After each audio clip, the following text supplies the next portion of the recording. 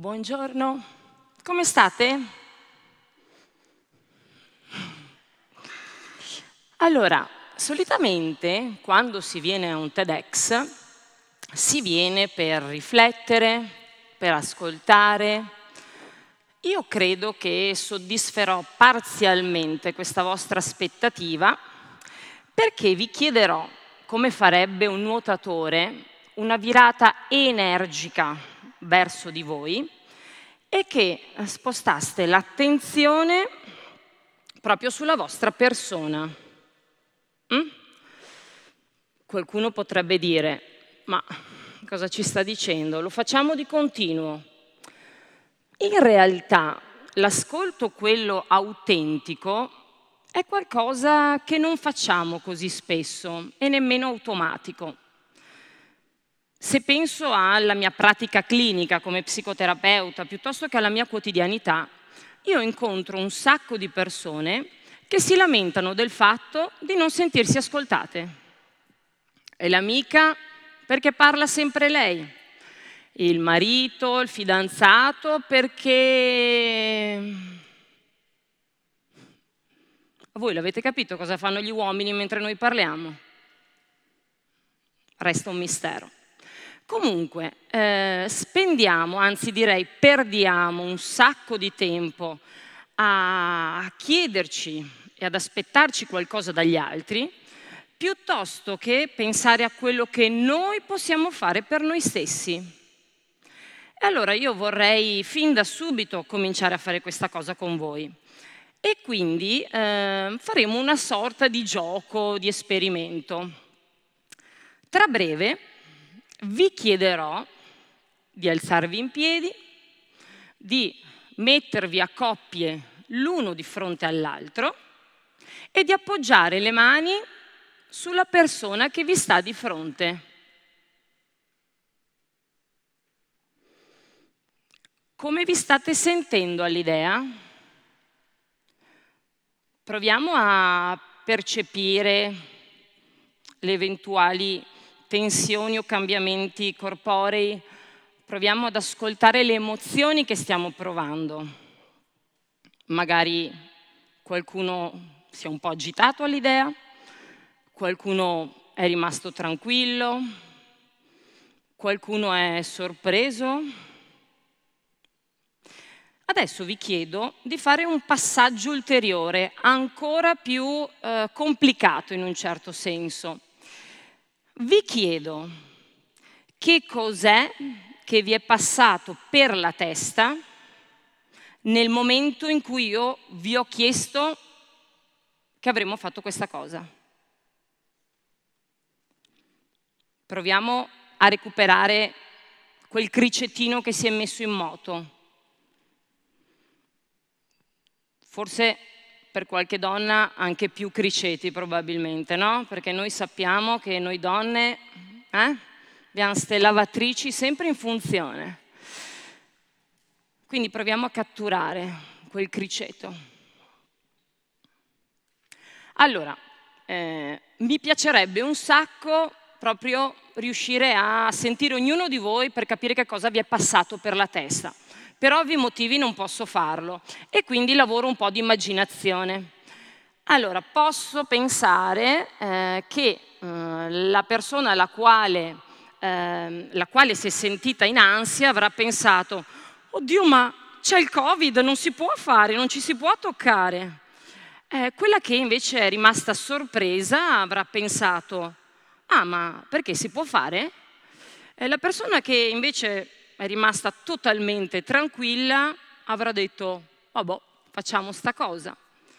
E la persona invece entusiasta avrà detto che bello, finalmente ci si tocca, no? Quindi probabilmente poi a seconda di ciò che vi sta succedendo, di ciò che state pensando, agirete in maniera diversa. Magari qualcuno con la scusa della pipì va in bagno, qualcuno si distrae cercando qualcosa nella borsa, qualcuno magari fa la cosa prima che io glielo dica, ok? Quindi si intrecciano, no, queste cose. E per farvele capire meglio, vi racconto di una persona che io conosco molto bene, la sottoscritta. Allora, io ho fatto per quasi 15 anni nuoto ad alto livello, sono stata pluricampionessa nazionale di categoria nello stile libero, poi ho smesso, probabilmente per un anno non mi facevo nemmeno la doccia pur di non toccare l'acqua. Dopo mi sono armata di coraggio, mi sono riavvicinata alle piscine, mi sono buttata nel mondo della pallanuoto e a 23 anni ho avuto l'opportunità di militare nella massima categoria, in Serie A. Per questo motivo, proprio a quell'età, mi sono trasferita in Sicilia e alle prime partite di Serie A, ai miei esordi, un inferno.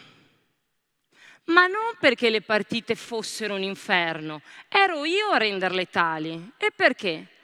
Perché i miei criceti, sono donna quindi ne ho tanti, continuavano a ricordarmi il fatto che mi stavo letteralmente scontrando con delle giocatrici olimpioniche, la mia attenzione era completamente focalizzata sul fatto che non potevo farcela e non ero in grado e erano più forti di me e bla bla bla. Come potevo sentirmi? Ansia, agitazione, nervosismo. I miei muscoli parlavano la stessa lingua. E la prestazione come poteva essere secondo voi? Certamente al di sotto delle mie possibilità.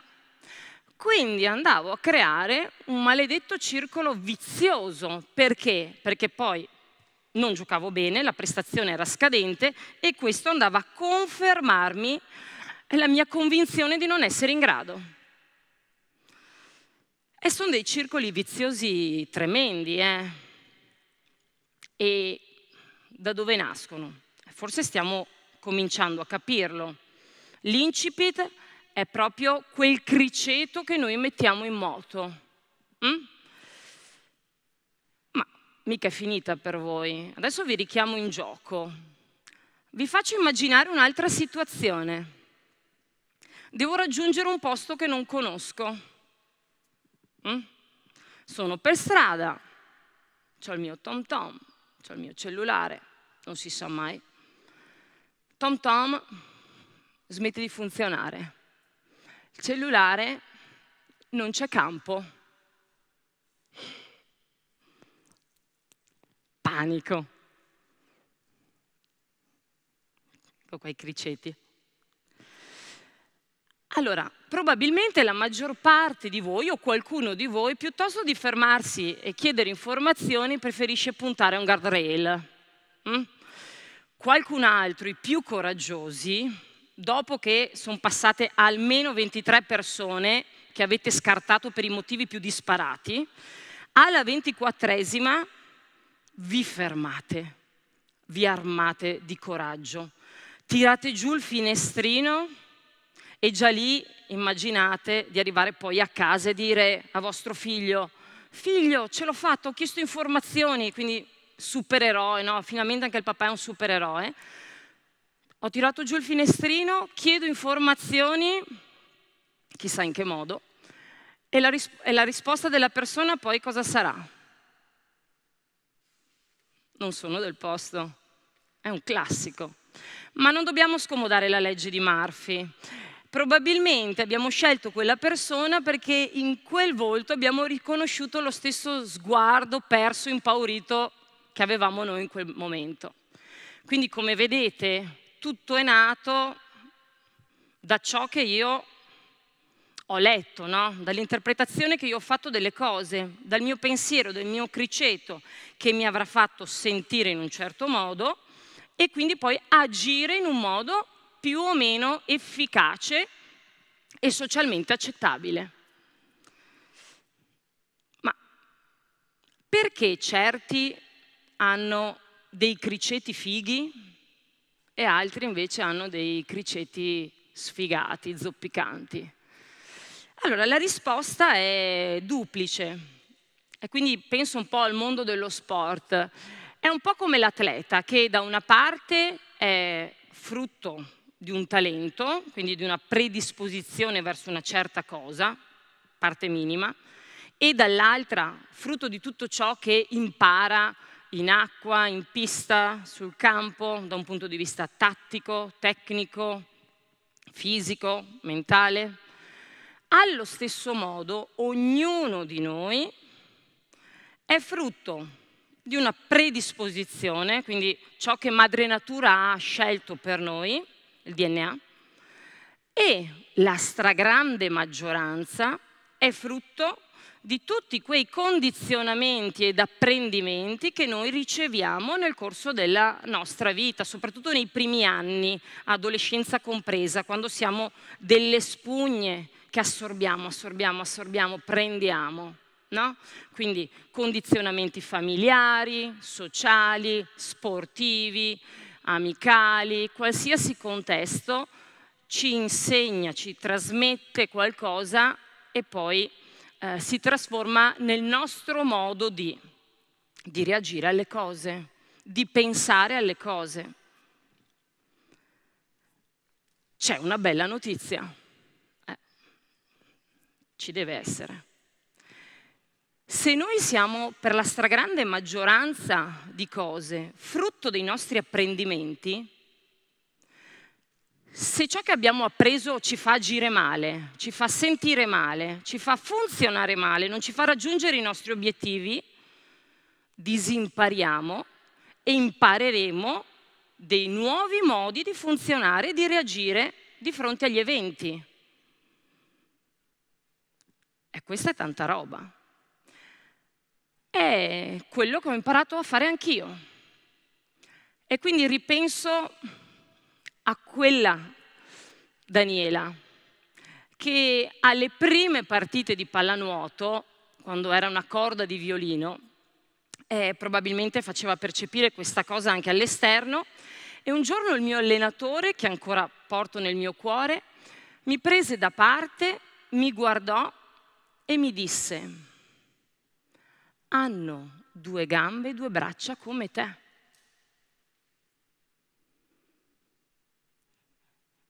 A me questa cosa aprì un mondo, apparentemente banale, però mi diede l'avvio per cominciare a vedere le cose in maniera diversa e quindi cominciai a focalizzarmi sui miei punti di forza, la velocità, il mio essere spigolosa, il fatto che fossi mancina, che è un valore aggiunto in uno sport come questo.